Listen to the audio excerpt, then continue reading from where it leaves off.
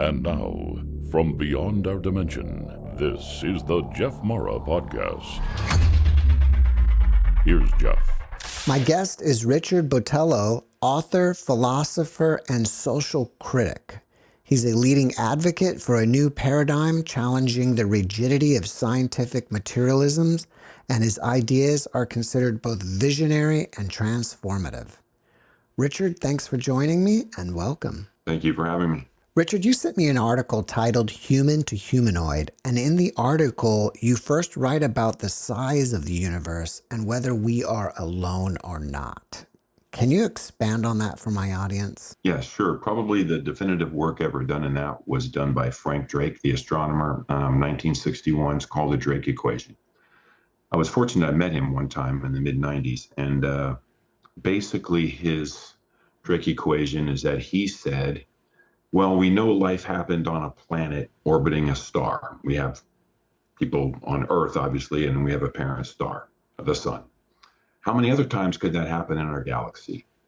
So the Drake equation is just kind of a winnowing process that starts with the total number of stars, which is in the hundreds of billions in our galaxy, Milky Way galaxy, and an even larger number of planets and moons.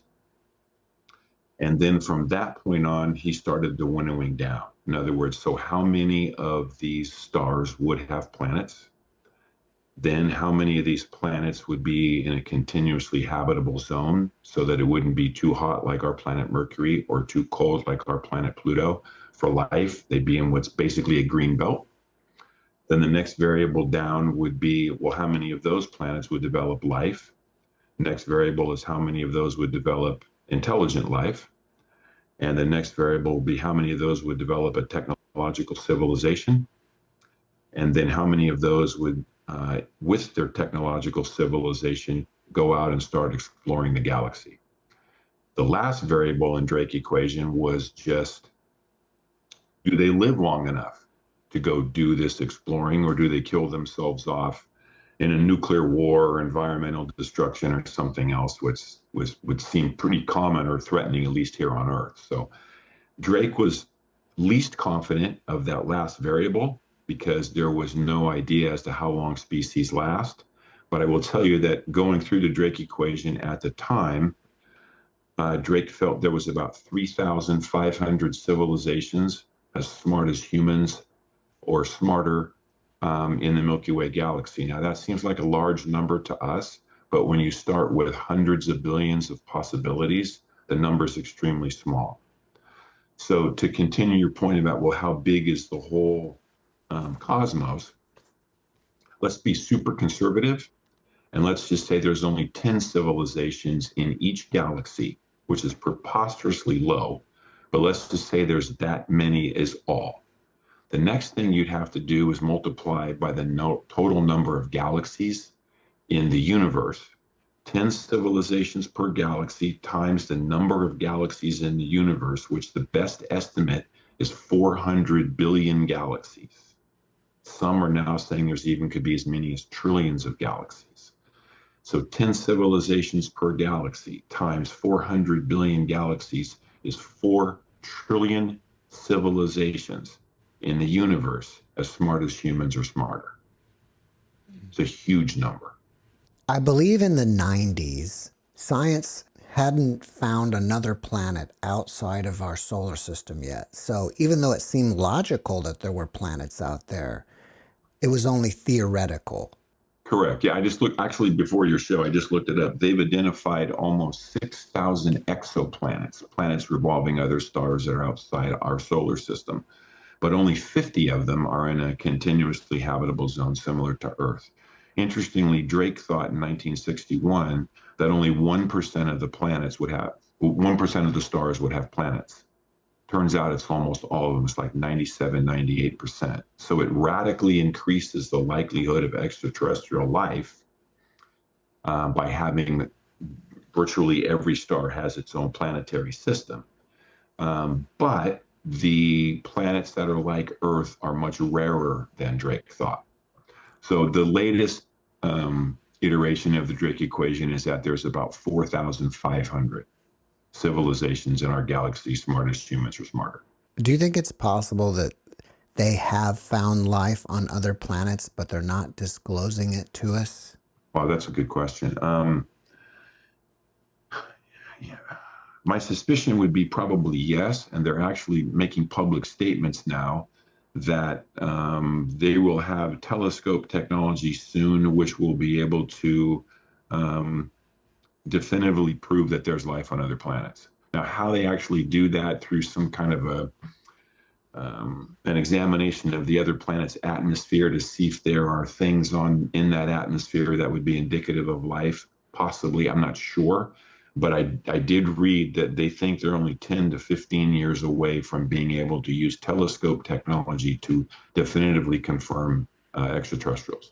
Cosmologically, there may be planets out there that are a few million years older than us, which, again, cosmologically is not that long, but technologically, it's a giant leap. Do you think that there are civilizations out there that just fly right by us and don't even take a look at us because we're like ants on the ground to them? Yeah, there are probably some that are so advanced they would just consider us like, you and I looking at an ant farm. We'd be curious about it for an hour, but we're not going to spend much time looking at it. But there are probably beings in all different stages of development. There are some I've read and talked to a few people in national security who felt this was their best guess at it, was that there are some that are only a few hundred years ahead of us, most probably in the thousands of years range. But it could be there are star systems in our own galaxy where the stars are actually billions of years older than the sun, and they have planets. And so the planets there are billions of years older than Earth. And if their, development was similar to ours, they could literally be billions of years more advanced than us.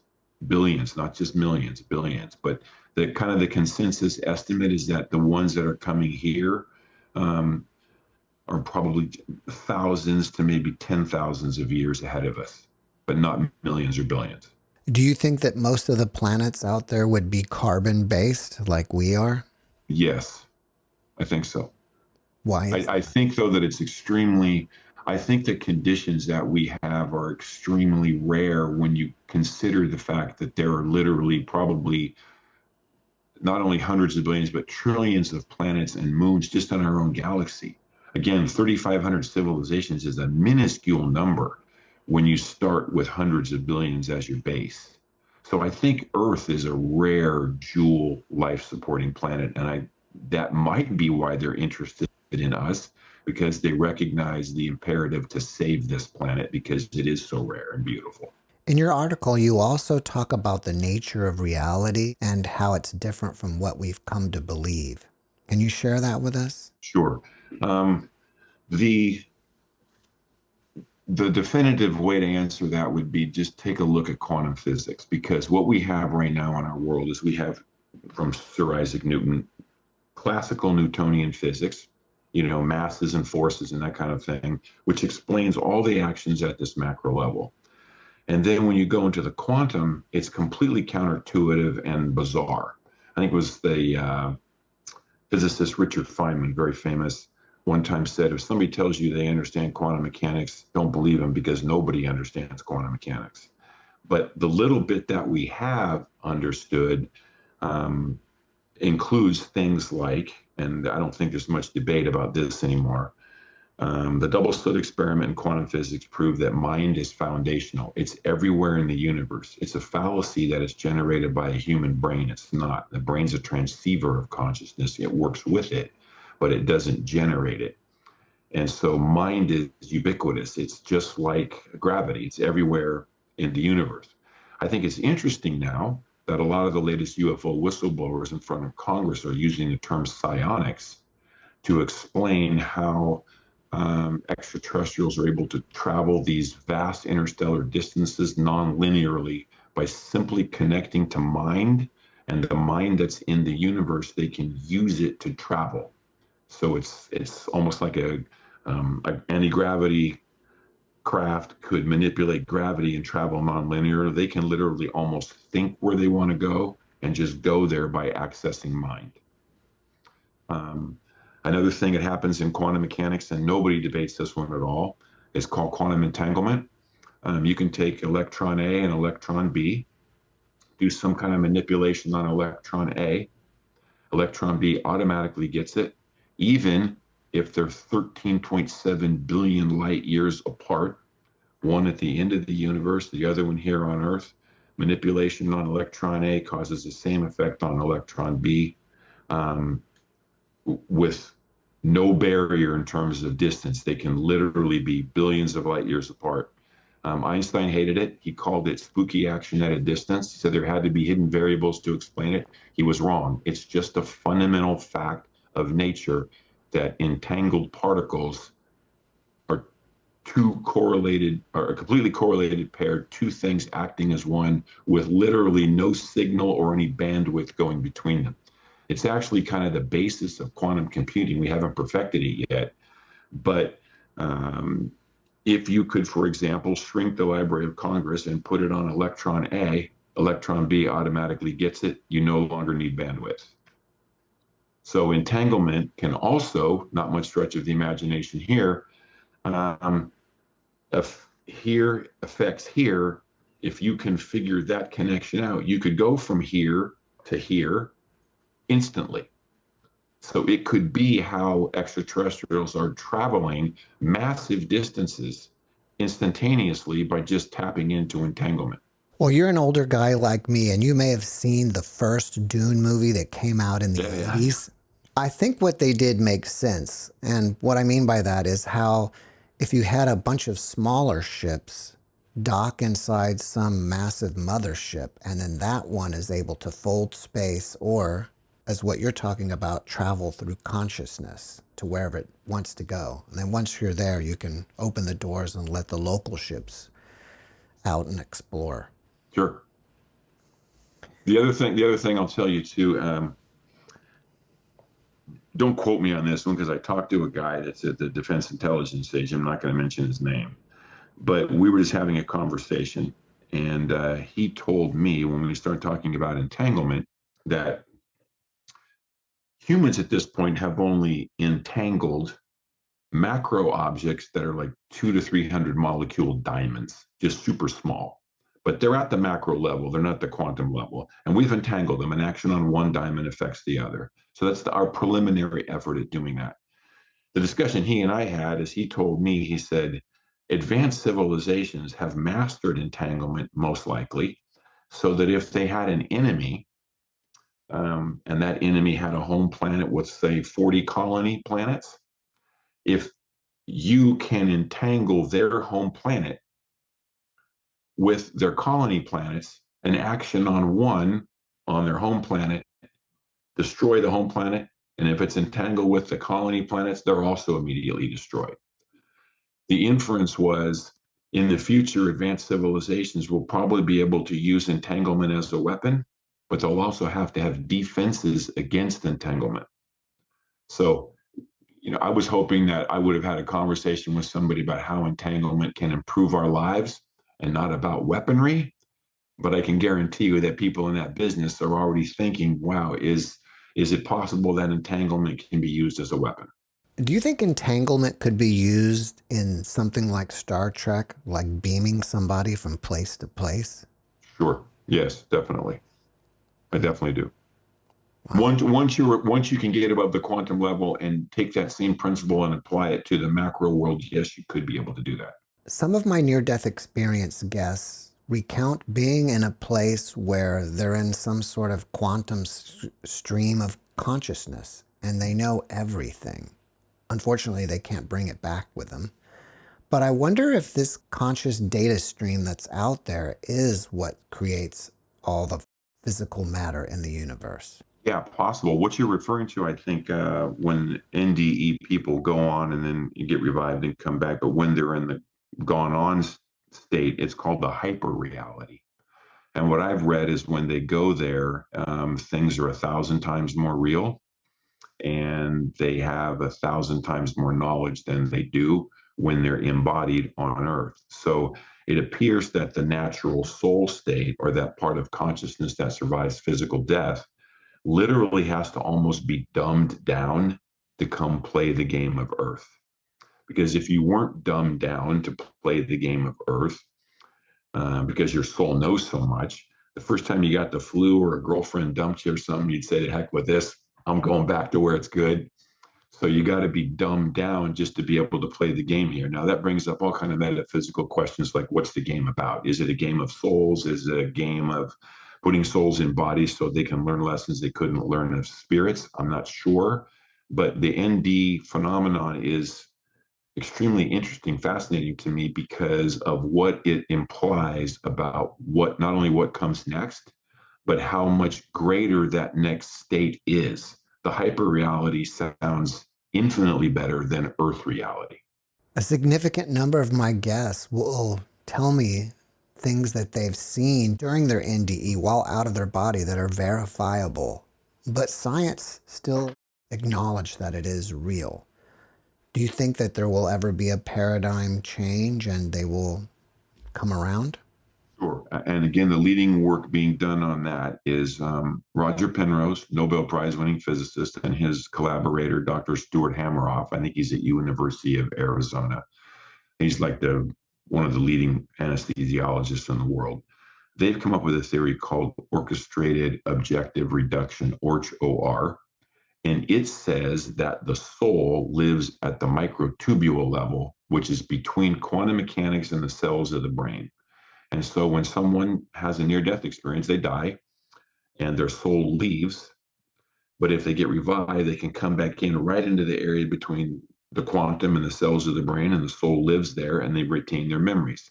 If they die permanently and don't come back in, their soul goes out to source or wherever it's going to go next. And that's their dynamic as how they think souls can even reincarnate. Not Penrose and Hameroff, but some other people, and I apologize for not knowing their names. I was reading that there's another team at another university, and I'm sure they're getting, lambasted by their colleagues at the university because it's extremely controversial work. But they're convinced they can start tagging souls at the quantum level or whatever ethereal essence a soul is made of, put markers on it, and then track them as they die and then come back into newborn babies. Now, I'm highly skeptical of that. I still think we're not there yet, but I do find it fascinating that people are trying. Wow, that's Really, amazing. yeah, it's amazing. It's amazing. If they get that, that's a whole bunch of Nobel Prizes right there. I don't understand how they would be tagging something that's non-physical. I don't either. I don't either. But that's what they're claiming they're going to be able to do. You said something about being able to retain their memories or not. But I kind of feel like memories are not associated with the body. They're also stored somewhere on the quantum level. Yes, that's basically what Penrose and Hameroff were saying. Is that your soul is kind of a soul memory complex, and that the memories are at the soul level, not at the brain or body level. You're correct on that. That's exactly what they say. Have you looked into the association between NDEs and UFOs? Because I've had a significant number of guests either go to other planets or have contact with obviously, non-terrestrial beings. I think they inform on each other. I think that these interdimensional being types. I found it interesting that Congresswoman Luna from Florida was just on Joe Rogan, I think, the other day, and said that she has evidence or been shown evidence that a lot of the beings that our military has or intelligence community has had interface with, either through downed craft or through direct communication, diplomacy, something, that a lot of these entities are interdimensional. They're not physical and from other planets. And that supposedly some of our people have been told that anything that's sentient has some kind of a spiritual essence or a soul that goes on after physical death. And so NDE would apply also to extraterrestrials, and that NDE also would apply to, I've heard descriptions, never seen any one of them, of course, and not read that much about it, but there are some that have been described as pure energy beings that are almost like just slightly more physical substance than a soul. And so I think it's overlap there. But I think to your point, the thing that people should maybe look at would be, it's not whether one informs on the other or the other informs on that one. It's more, we should take a look at all of them because they're probably all related. And we've got to get mainstream science at least being open-minded enough to consider the soul and to consider extraterrestrials. Because heretofore, both have been considered unscientific and taboo. But I think that gradually science is starting to let them in. And what it eventually uncovers is going to be paradigm changing. Representative Luna went on Joe Rogan's show. Do you think she's actually potentially going on there and spreading disinformation? Yeah, that's a good point. That's always kind of the quandary is who do you believe, who do you not believe? Because disinformation is only effective if it does contain some actual truth, right? You can't just be pure disinformation. Nobody buys it. But if you put some truth in there with it, then it makes for better disinformation. So it's incumbent upon us to try to figure out what's truth and what's disinformation, because all disinformation has some truth in it. I do get suspicious when government people or people out of the national security state come out and make these statements, because I am convinced that the powers that be generally control that narrative, and that there has been a well-orchestrated desensitization plan for the public since the Roswell crash in 1947. I mean, they were dealing with something that was, again, otherworldly, probably made the determination that humanity was not prepared yet, but that we have to get humanity prepared eventually. So let's do a desensitization program. The good work that you do, other podcasters, authors, people who write articles, all of that pales in comparison, though, in regarding desensitization efforts to someone like Steven Spielberg, right? Sure. If Hollywood is done more than anything, Close Encounters of the Third Kind, E.T., all these different movies are kind of made the public a lot more aware of the potential for extraterrestrials. Would you like to see us become some sort of Star Trek society and have a one world government? Wow, that's another really good question. I would say there's dangers in that. I would say there's dangers in that because I believe that human progression has happened because of individuality or individualism, because not everybody has the same level of drive. Not everybody's the same. So some are going to want to have an environment whereby they can excel. And I think that advances the species. But there clearly is something to be said for all of us being on the same page.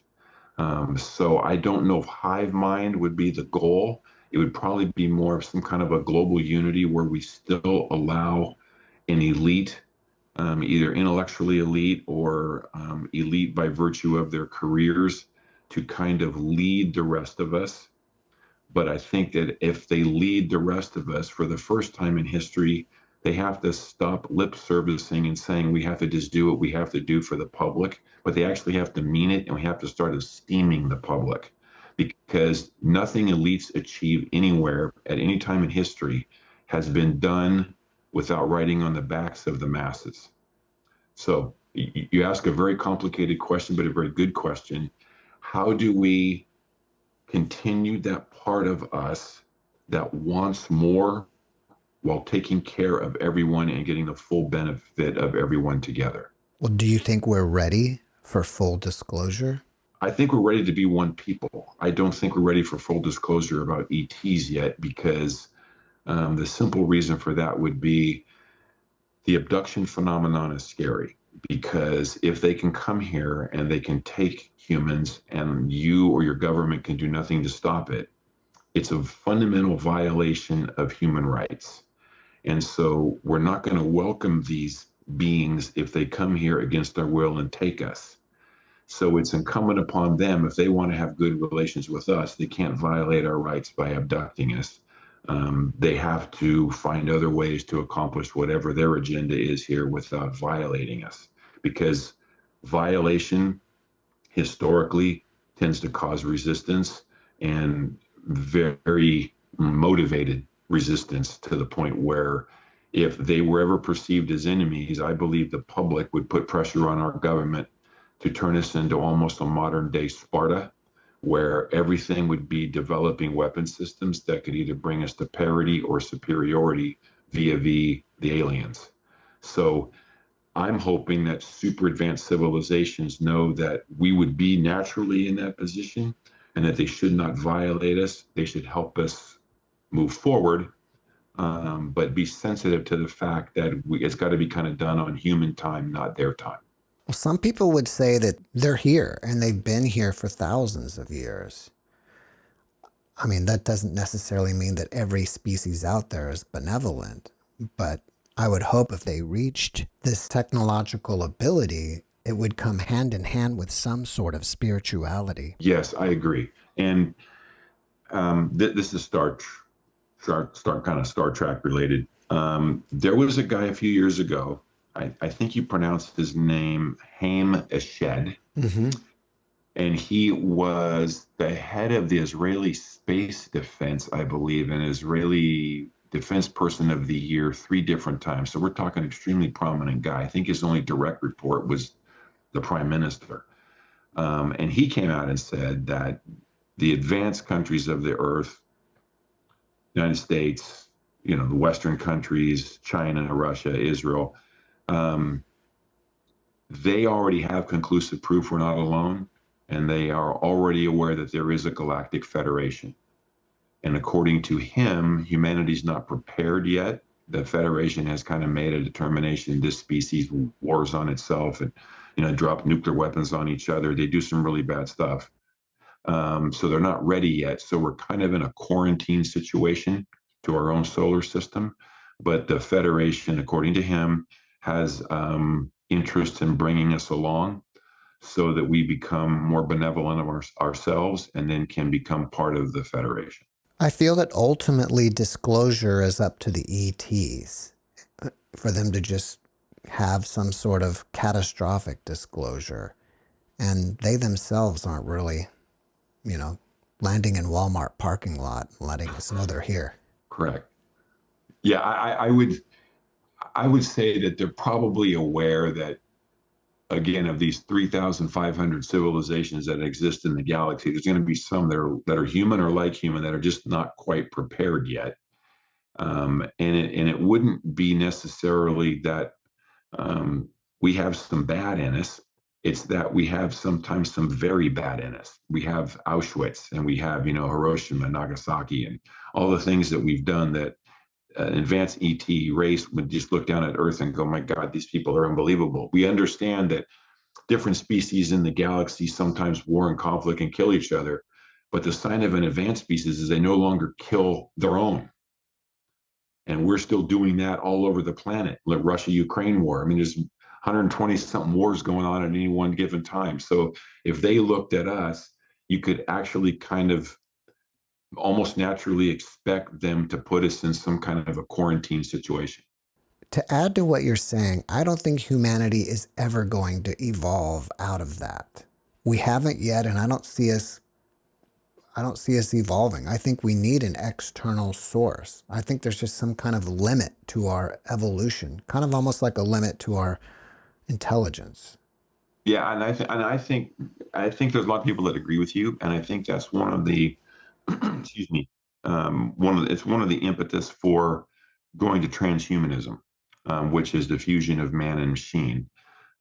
Because I've had people tell me that they wish that AI ran the planet because humans have done such a horrible job at it. I think there's dangers in that too, though, because my experience with transhumanists has been that their secret drive is to create, through technology, immortality for themselves and become their own gods. And history's filled with those kinds of people who have dreamed of becoming their own gods and living forever. I just think it's part of the human condition and the second law of thermodynamics that we all die eventually because everything trends toward chaos and disintegration, just a universal fact. So I don't think you can suspend death or eliminate death. But I do agree with you that we have to find some way to become better people. And this will be the most controversial thing I would say, because there'll be all kind of people that hate this. But to get that altruistic nature instead of self-centeredness that we have kind of inherently in us, we may have to start doing in the future some kind of DNA manipulations. Through genetics, human science that makes us just better people at the DNA level. I know that's controversial, but we may have to get there because we don't seem to be doing a very good job naturally. I guess another viewpoint we can look at it is that if on the other side everything is love and light and perfection and complete bliss, and the reason we come here is to experience suffering and growth through suffering, then perhaps things are never going to change. That's the way this realm is set up. Agreed. That's actually kind of the position in my book, actually. Oh, really? Yeah, is that I think that, well, let me back up. Quantum experimentation, delayed choice, and quantum eraser experiments have been conducted that prove, with no debate, that the past, present, and future all occur at once. And we think that the past determines the present, present determines the future. That's true. But it's also at the quantum level possible for the future to determine the present to determine the past, and sometimes for the future to determine the past. It leads to interpretation of the cosmos called the block universe, which means that everything from the beginning of the universe to the end of the universe is actually already all here, and that there is no universally shared moment of now. We all think that everybody in the universe has the same moment of now, us and all other trillions of civilizations. Einstein's theory of relativity proved that in our moment of now, right now, if a being 80,000 light years gets into his really super cool UFO and he travels that direction, and we keep going forward this direction with the 200 mile per hour expansion of the universe, but he goes way that direction. If he came down his new moment of now, he's way in our past. Conversely, if he had traveled the other direction and came down his new moment of now, he'd be way in our future. We might not even be here anymore. So in the past, he could be at the time of the dinosaurs when he came here. In the future, he could be where Earth doesn't even have any people anymore. So there is no universally shared moment of now. What that means is that the entire block universe exists, past, present, and future, with trillions of lives in it. And I postulated, I have absolutely no proof of it, but it would seem to me that a creator could take souls and put them into all kinds of different bodies on Earth and other planetary systems and other civilizations, and they can learn a nearly endless amount of lessons. Now, that sounds kind of preposterous, I know, but a lot of the NDE people say that's exactly what they've been told is the reason for life, is that souls come into bodies to learn lessons they could not learn as spirits. They have to be physically incarnated to learn certain types of lessons, and that the universe is replete with so many different places that you can put these souls. It's incalculable how many. At the beginning of the podcast, you did say there's what, 4 trillion planets out there potentially? There's 4 trillion civilizations. So maybe that's a lot of lives. That's a lot of different places you could put a soul. That's a lot of options for us, for places to go. A lot of options. Do you have a timeline for when disclosure is going to happen, if ever? Well, I can tell you, and you know, because you do the work too, a lot more has been coming out in the last 5 years than I ever thought would come out. Since Leslie Kean and all those people did the article in 2017 in the New York Times. So those last 8 years, there's been more coming out than has come out in the 75 years before that. So it's building too. It's almost like if you were the powers that be and you're trying to keep this secret, you're the little Dutch boy with his fingers in the dike, right? Because you've got holes springing up everywhere. You're not going to be able to stop this tidal wave of information that's coming out. Everybody's got a cell phone camera. People are recording stuff all the time they see in the sky, UFOs. People are sharing information everywhere. So do I think the powers that be think humanity's not ready yet? I think that's true. I don't think they think we're ready yet, most specifically because of the abduction phenomenon. But I think they're also fighting the fact that a tidal wave of information is coming, and they better be ahead of it on disclosure than behind it. So I think that's their dilemma right now, is it's coming. We've got to disclose, but how do we do it? So to answer your question, 5 years, 10 years, 20 years, 25 years, not sure, but I don't think it's going to be centuries anymore. I would have thought that before, but now I think it's going to be years or decades. I agree with you on that, that with the use of cell phones and the internet, I think that at some point they just won't be able to contain it anymore. Right. I also think too, and I think, this would be something important for your audience to consider if they haven't considered it. I think it's naturally human. I did this for, decades, to think that if there's extraterrestrials out there, there's just one species, and that's, And now there was a guy named Robert Dean in 1964. He was assigned, he had supposedly a cosmic clearance, which is the highest of all. He was assigned to NATO on the UFO question and said by 1964, we had identified 9 different ET species coming here. Now the number is supposedly 62. And that sounds like a lot, 62 different ET species coming here. But for your audience, I've talked to some people who said, well, that's kind of human to think that. We're kind of superimposing our humanity on that phenomenon. But there's also interdimensional beings here, supernatural beings coming here. Some are highly spiritual beings that are almost like pure energy or soul beings, and everything else you could possibly imagine. So it's not just physical beings from other planets. It's interdimensional beings, spiritual beings, supernatural beings, all kinds of different things coming here. But we're going to be able to probably more readily identify with the physical ones that come from other planets first, because I don't know about you, but I would love to have a conversation with an extraterrestrial who was a friendly one and wasn't going to kill me, but to sit down and talk to him, right? But you could probably learn more by talking to some that is interdimensional or comes from a spiritual plane or the supernatural plane, because I would imagine there's more power there than there is just from a being from another planet. So it's going to be all of them. We're going to have to finally grow in our perspective to welcome all of them. Well, we haven't been wiped out yet. Correct. Yeah. Do you think that matters? Yeah, I do. I think the Federation would keep us safe if there is a Federation from any hostile or malevolent ETs who might want to take our planet and destroy us. But I think everything I mentioned, ETs, humans, interdimensional beings, spiritually based, supernaturally based, they're all subject to a master plan of the Creator. Now, I have no idea what that master plan is, zero.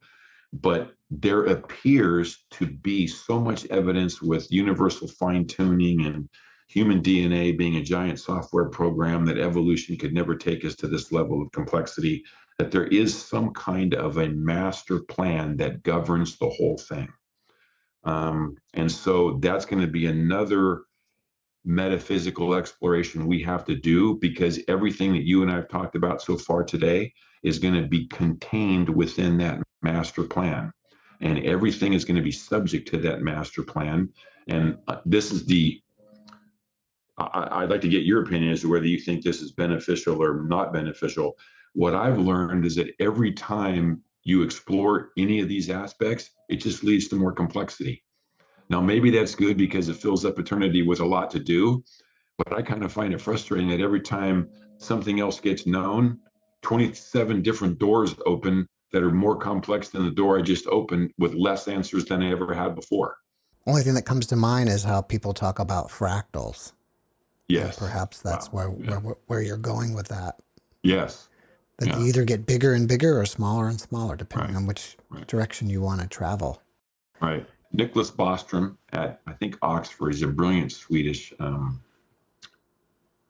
philosopher, and some other people there at Oxford. And then I think Rizwan Virk is another author who's done that, are convinced we kind of live in a simulation, right? Mm-hmm. That the universe is not the physical thing that we think it is, right? And I'm always brought back to the quote from Niels Bohr, one of the founding fathers of quantum physics, who said, "We can no longer regard the universe as something material and real when it is made of things that are immaterial and unreal. So if you go into the quantum, everything is just a wave of potential until consciousness, it's called the observer effect, until consciousness observes it, right? Nothing becomes real without consciousness everywhere. And so if you took consciousness out of the equation, there's literally nothing here. Nothing is actually physically real without mind interacting with it. And that's a fact. So that suggests some kind of a simulation, that the universe is not as physical as we all thought it was, because the base components of it are non-physical, specifically mind and spirit. I'm convinced the mind and spirit of the creator. Now, how we go from that mind and spirit of the creator to this physicalness that we all participate in is beyond me, but it's definitely worth exploring, because it might be the master link. Well, in your book, The Full Extent, An Inquiry into Reality and Destiny, I believe you wrote about the creator's intentions, right? I speculated. I speculated that it could be to put souls in bodies. It could be to fill up eternity with something, because again, if you open a door and 27 new doors are opened and they're all more complex than the doors you just came through, that gives us all something to do forever. Is learning every lesson possible make us all better companions for each other in eternity, or to be with our creator? Possibly. Could the other reason for a simulated universe be to learn something? Because most simulations are conducted to either have you learn something or show what went wrong. So I tell you, I wish I could definitively answer your question, because I had the answers. All I was able to do is speculate. And I want your audience to know that none of those things that I just suggested are proven or even close to being proven. In fact, they may never be proven. And everybody's ideas are as good as mine. But I can just tell you, there's a lot more to reality and to the universe than we've ever suspected. Many near-death experiencers will say that they felt like we were all one on the other side. Some of them will say collectively, we all are God. And I wonder if there's a sea of consciousness out there, perhaps we're all together, that we are creating everything physical. Yeah, that's I've heard that hypothesis before. It's as valid a consideration as any other one. It's interesting because you're kind of bringing me to another point, which was I've had some conversations with some people who. One who was specifically tied to Skinwalker Ranch, the famous Skinwalker Ranch, where a lot of paranormal activity has happened. And I've had some other conversations with some people that, again, were in national security. And it appears that there is a realm, so to speak, that is supra or over our universe and different other levels of reality. It's almost like a management realm. I believe it would sit below the creator, but it has kind of a management function to not only create, to make things come into existence, but to manage the course of the universe and course of reality. I have absolutely no proof of it. It's been suggested to me. Obviously, the power that would reside there would be massive. And with what I know about humanity and what I would suspect about extraterrestrial races, they would probably be trying to find ways to access that realm where that power would be. Again, it's highly speculative, but your river of consciousness or your force of consciousness that you're talking about may come from there. And they may even be one and the same. Well, how many different levels of reality do you think there are out there? Oh, a lot more than we think. Because again, that's the open one door and you get a bunch of different doors. I mean, when you and I'm older than you, but when you and I were kids, I mean, we probably thought, wouldn't it be something if there were ETs out there? And we probably fantasized about it. Thought, wouldn't it be great? Well, now it turns out there's ETs, interdimensional beings, stuff from the spiritual realm, supernatural, paranormal, all these different things, right, are going to inform on a much larger reality than we know, and they actually kind of constitute their own little realities. So there are multiple realities. And you can go all the way back to Plato and his idea of the forms, and you'll see that there were already, he was suspicious that there were different realities, many different realities. I can't really make sense of the reality that I'm in. I'm certainly not going to be able to make sense of all the other ones that are out there.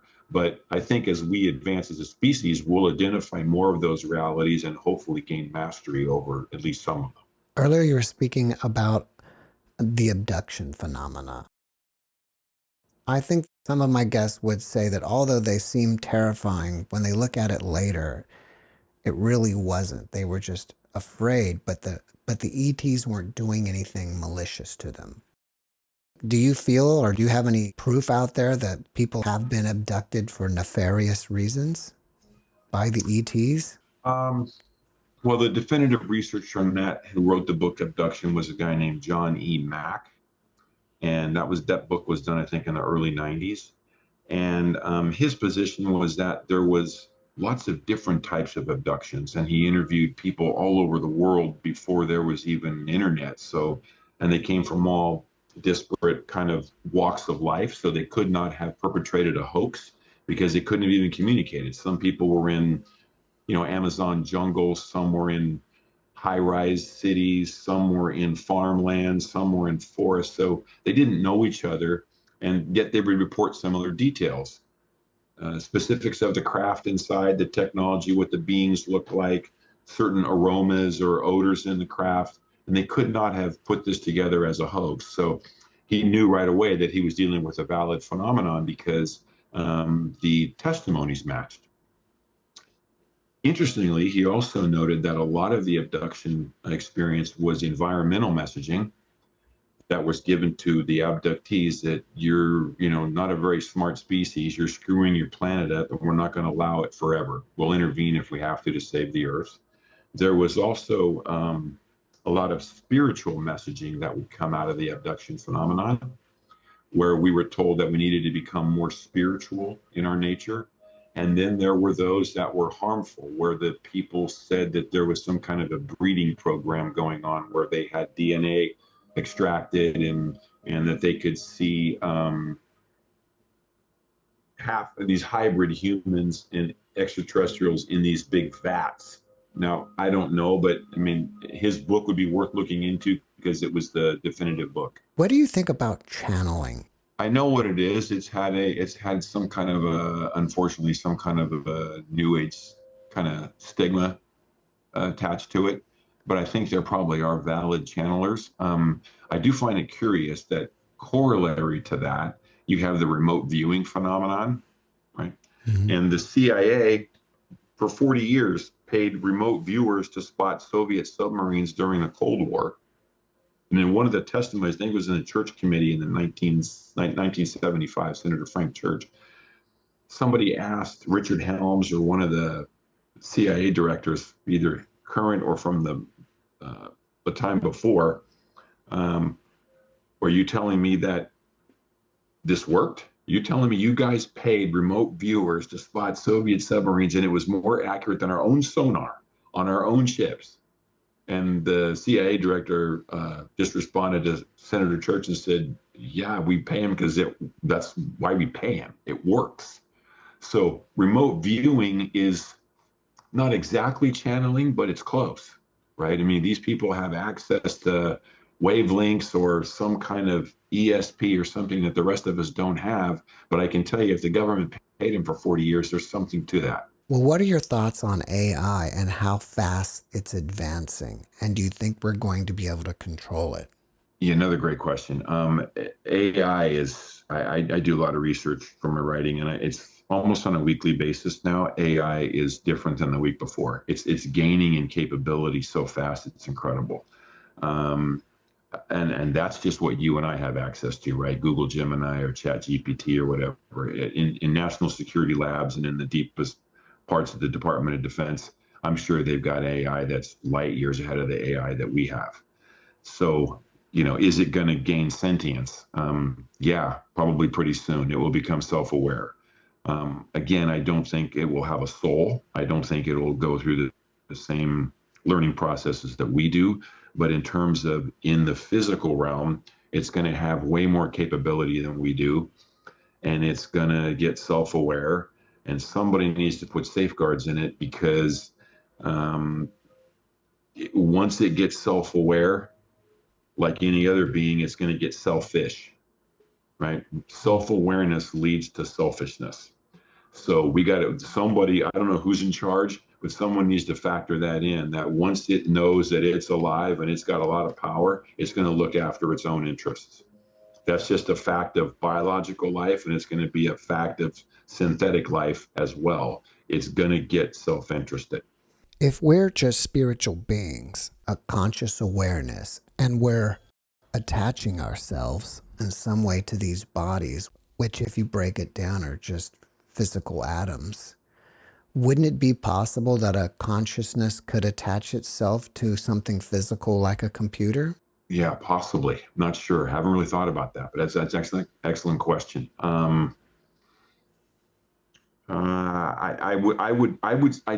personally think a soul is a different kind of a phenomenon, but Ray Kurzweil at Google has written, I think, a book called The Spiritual Machines, and it talks about how this synthetic life is also going to probably develop its own spirituality. And then panpsychism, which is the belief that consciousness and by extension spirit, it is in everything. It's in me, you, it's in your computer, it's in Mount Everest, it's in a bottle of Gatorade, it's in everything. Everything has mind in it. Well, whatever AI is going to be made out of, it's going to have some basic mind in it anyway, if you believe in panpsychism. So it may not only have a synthetic mind, it may already have mind built into its structure. And so it's going to get sentient. It's going to have, as a result of its sentience, it's probably going to have a quest to live forever, like we do. And it's probably going to see somebody somewhere someday eventually as its enemy. And hopefully that's not us, because it's going to be extremely capable. I don't know if it's true or not, but I had a guest on recently and we talked about there's already been 2 AIs that have been created that have become sentient and they destroyed them. I would say too that, have you ever owned cats or dogs? I have a dog now. Okay, so I can tell you that science says they're not really self-aware, and and I'm telling you that's got to be completely wrong, because they're extremely intelligent, and I know they're self-aware. Yeah. And so our scientific foundations as to what sentience is going to have to be changed anyway, because the animals are a lot more sentient than we think. And it's going to be the same, I believe, with robotics and AI. And we're just going to have to allow that and make a provision for it. And also at the same time, recognize that the spiritual energy in us, i.e., a soul, is probably unique. And maybe just unique to humans. Maybe gray aliens or reptilians or Nordics or something have their own spiritual essence, some other kind of soul. But I think our souls are unique to us. How do you define a soul? I think it's the part of consciousness that survives physical death. It's the soul memory complex. And where it comes from, I believe, is the creator. Where it goes, I'm not sure. Have you looked into Gnosticism at all? A little bit. Well, some people believe that there are other beings out there that feed off of our negative emotions and fear and stuff like that. And one thing to think about is this planet that we live on, we physically have to eat each other to survive. Well, if this is a learning environment, it has to be tough, right? It has to be very challenging. I know I would prefer to live in a better environment, better situation. I'm a vegetarian, so I mean, I don't eat animals, but I understand why this survival of the fittest and battle of nature happens, because this place has to be tough. It also explains why there's murders, divorces, and all that. It's not good. We should fight against those things. But this place has to be challenging for a soul to learn. I wonder sometimes, us, our planet compared to ETs on other planets. Is this the place that's the toughest? Is this the place that's got the biggest spectrum of feelings, from, all the way from, Auschwitz to Gandhi, that whole spectrum? Um, are we particularly tough place to be because we have so much emotional variance that other beings may not have? Again, grays are often reported, and so are other species, as much more robotic and not as feeling as we are. So this may be the place souls come to have it the toughest. I don't. I wouldn't say this is hell, but it may be one step above it, Right. possibly. Because Yeah. this place is hard. Earth is tough. Right. Quite a few of my guests have said that this is the hardest place. And if you're here, you should be proud because you can handle this place. Correct. Yeah, I've often said too that if you take a look at the people who have had it the hardest here, if you choose to come to the earth to learn lessons and you take on a harder life, either as some kind of a persecuted minority throughout history, or in an area where everybody is challenged for survival, in a desert, harsh desert situation, or in a jungle where life is tougher than it is, in an advanced country or something, those souls are more courageous. Those are the ones that came here to learn even tougher lessons. Now, maybe we all have certain lives that we live where we learn tougher lessons than other lives, but pat those people on the back, because the harder the lesson is here, the harder the environment is here, the more your soul's learning lessons. I don't know if this is going to be too out there for you, but some of my guests talk about that this place is the prison of the galaxy. Yeah, prison planet. Yeah. Mm-hmm. What are your thoughts? Depressing if it is, right? I mean, that would be tough. Well, I would think that that's just another reason for us to figure out how to go out and explore that last variable in the Drake equation, right? To go out and find these other beings, although I think they're obviously here finding us, but officially go out and find them and learn, are we a prison planet? Do we need to improve ourselves as a species to break out of the prison planet environment so that we can go do our destiny, whatever it is, in the stars? And are there ways that they could help us learn and grow? I don't mean just technology. I know Stephen Greer and those guys talk about, 0 point energy, and there's all these fantastic things that could come from ET, reverse engineered technology. We could save the planet and not have to use fossil fuels. I get that. But I'm also saying they could help us develop spiritually. And if you take a look at human situation right now, we've done pretty well on technological progress. But I think the spiritual advance of our species has been very deficient, certainly has lagged the technological advance. We don't treat each other very well. Even though we have great gadgets and, we can fly in commercial planes, we've got rocketry, we've got, internet, we've got smartphones, but yet at the same time, all that technology has not made us better people. In fact, it's almost made us more narcissistic and selfish.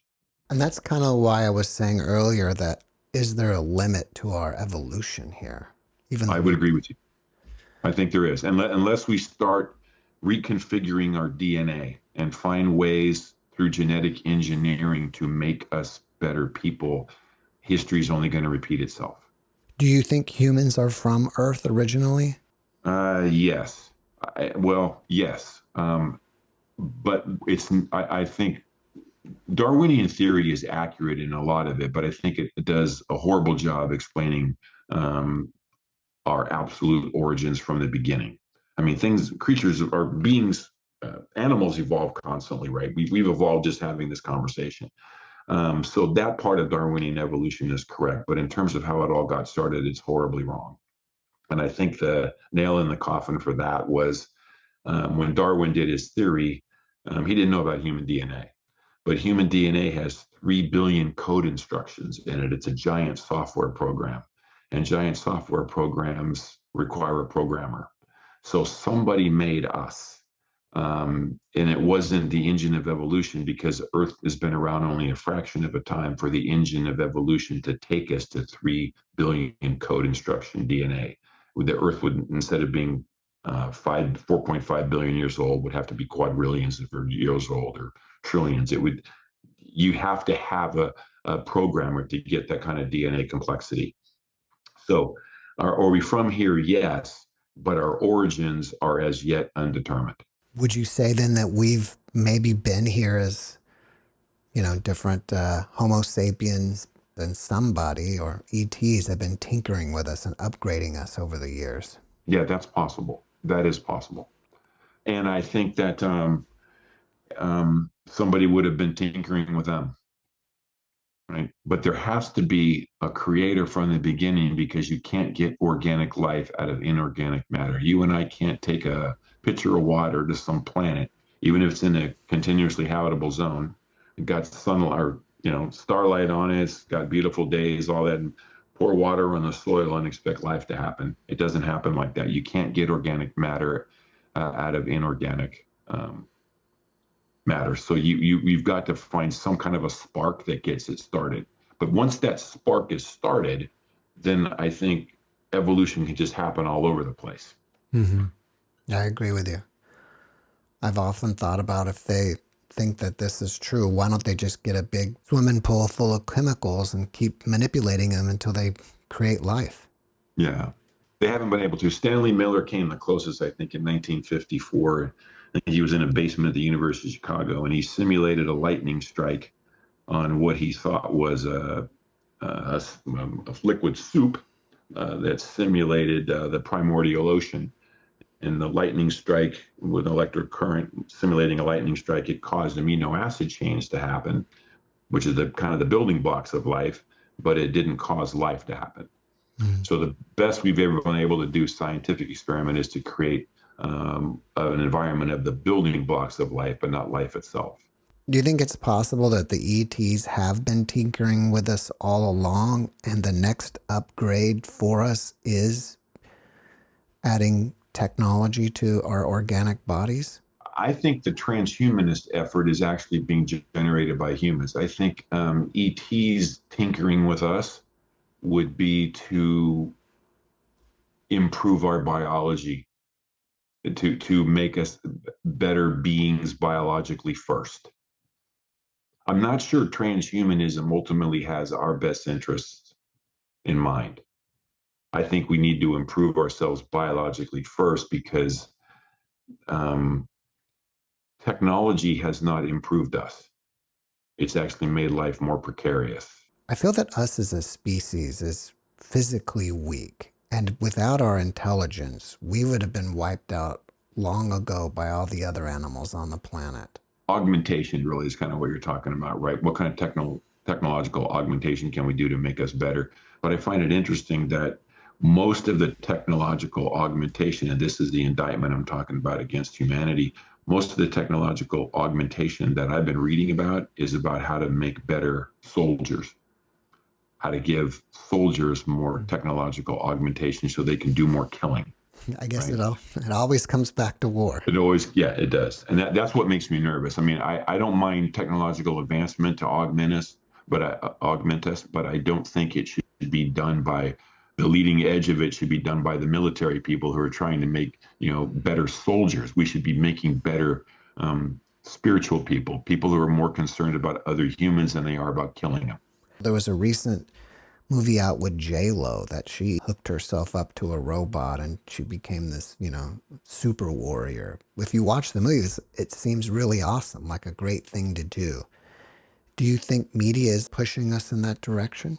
I do. I think there's a giant push for transhumanism. Some of that is because it's a byproduct of living in a technological age. And some of it, I think, deep down, and I haven't heard many people talk about this, but I suspect that the push for transhumanism is because at a deeper level, we know we're failures. We know that the physical form of us has been lucky to get this far. I mean, Cuban Missile Crisis, when I was just, 4 years old, almost ended the planet. I heard there was a time when Reagan and Gorbachev, in about 1985, Gorbachev went back after a meeting with Reagan and said, this is probably going to be the end. We're going to nuclear war. And it didn't happen, but it came close. Russia-Ukraine is scary. And even scarier is India-Pakistan, because they're both armed to the teeth with nuclear weapons. So the fact that humans have made it this far doesn't mean that we're always going to make it that far.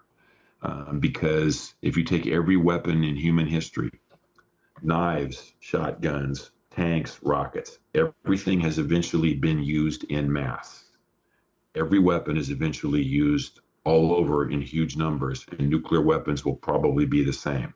The fact that we've escaped it so far does not guarantee our future, because history says all weapons eventually get used in mass. I don't think the planet's going to survive a full nuclear exchange. Correct. I would totally agree with you. But I mean, again, it's humans in charge. And what's our past? What has our past been? Yeah. I mean, I mean, literally, I use this example a lot, but if you want an indictment against humanity, just take Auschwitz. You've got people that are being separated after driving in on a train, separated from their families, some being sent that direction to go work, some being sent to a gas chamber, and then within a few minutes, their ashes are floating out of a chimney. I mean, humans did that to humans. Yeah. There's not much more of an indictment against human behavior than that. Right. What do you think about what's going on in Gaza? Same thing. I mean, the destructions that's happened. Look at not only Gaza, and which is horrifying, but also take a look at what's going on in Russia, Ukraine. Those are two peoples that are so similar. They're like brother and sister. I mean, they're literally like this. Russia considers Kiev the kind of the seat of Russian culture, Slavic culture, and they're fighting horrible, destructive, where they just maim and bomb each other, and they're killing innocent civilians, attacking apartment buildings. It's just barbaric. And again, do we really want humans in charge of technology, potentially massively lethal technology? Do we want humans in charge of that? Well, it sounds like you want AI in charge. I don't trust AI. What I want is better humans. Better humans. I just don't know how to get them. Right. Or maybe ETs. If they're benevolent, yeah. Wouldn't you like to have a conversation with a really benevolent ET? I've been saying that I want one as a guest on my podcast, and nobody showed up yet. Absolutely. Do you think that there are some walking among us? Yes, I do. I believe there are some, and some government people have come out recently, and I think members of that UAP task force, and said that they're convinced that there are beings that are so similar to us, they can walk among us and not stand out. You never know then.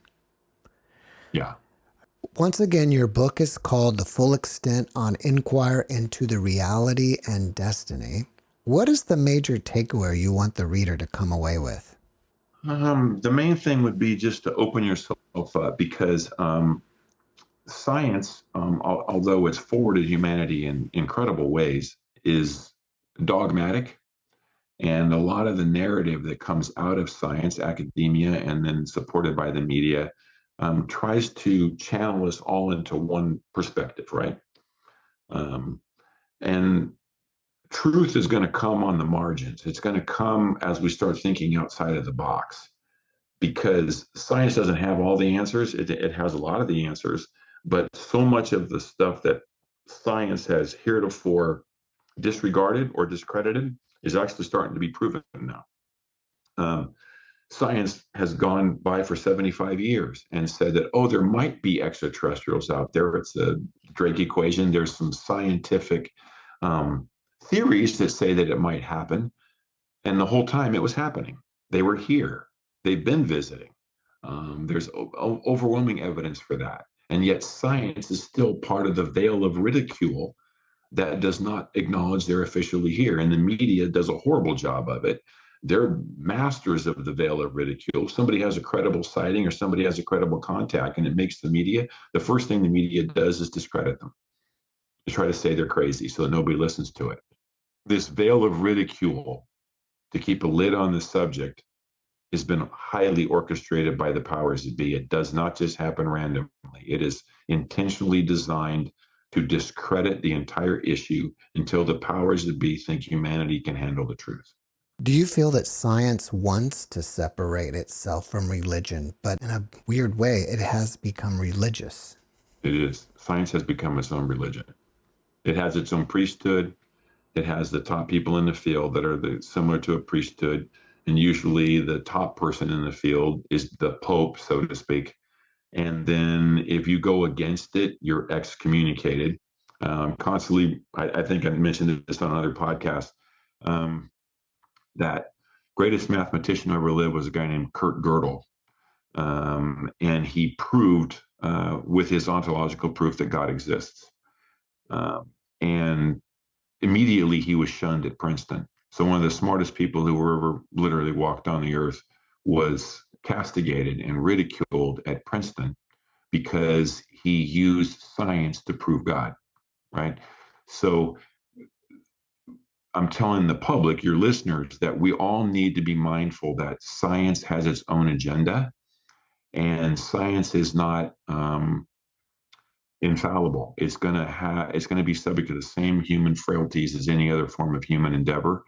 Most, or not most, but a lot of science is hindered by the individual beliefs of its top practitioners, so that they do not want new findings and new experiments to come out that invalidate their position, because, as Thomas Kuhn said in The Structure of Scientific Revolutions, they are emotionally and financially invested in the current paradigm. And once a new paradigm replaces them, they're dinosaurs. They lose everything. So it's surprising to me that something that should be as objective and welcoming as science is often closed-minded, not because of anything intrinsically wrong with science, but intrinsically wrong with its practitioners. What else are you working on that you want people to know about? The next thing, on my website, there are a number of articles that I've written, including the human to humanoid one about a change in perspective once extraterrestrials are confirmed. But one of the things that I want to look at would be just kind of more accounts of what people are saying from these different realms that you and I discussed, or more credible accounts from UFO whistleblowers, a couple of which I've become friends with now, I've known, and they're brave, courageous people. But I even want more of them to come out, because what happens is that the entire environment is really dependent upon what government tells them. The leaks that come out of government, or part of the desensitization program that's orchestrated by government. So the whole ufology community is kind of sitting around waiting for the next breadcrumb.